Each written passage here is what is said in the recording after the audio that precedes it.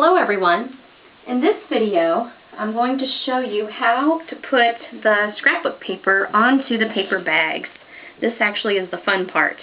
So once you get the base finished and you have the number of pages that you want in your album and you have them all folded and attached this way, then you want to go ahead and take your scrapbook decorative pages and decide, of course, how you want the pages to lay out together.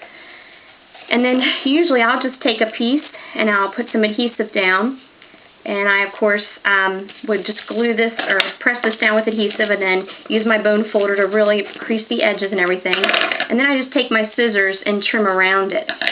And I do that for all of the pages, even the little pages here that are kind of meet at the folds and for each page. And so once you have all of that finished, then it kind of looks something like this. And you have all of your pages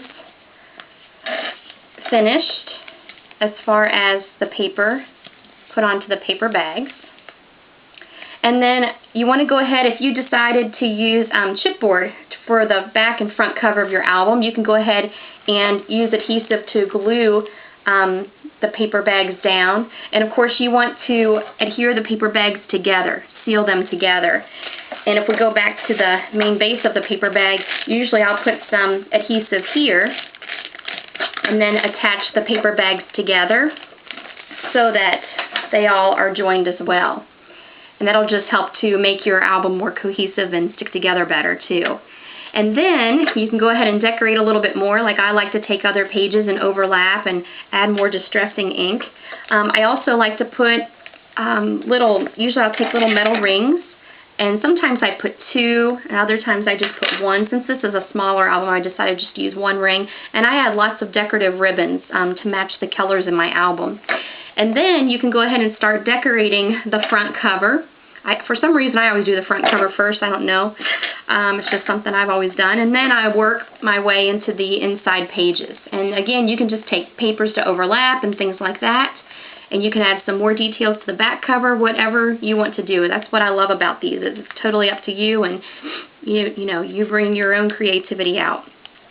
So let me just show you an example of a couple other albums. Here's one that I did with the 2 rings on the spine of the album. And again, you can decorate it however you'd like.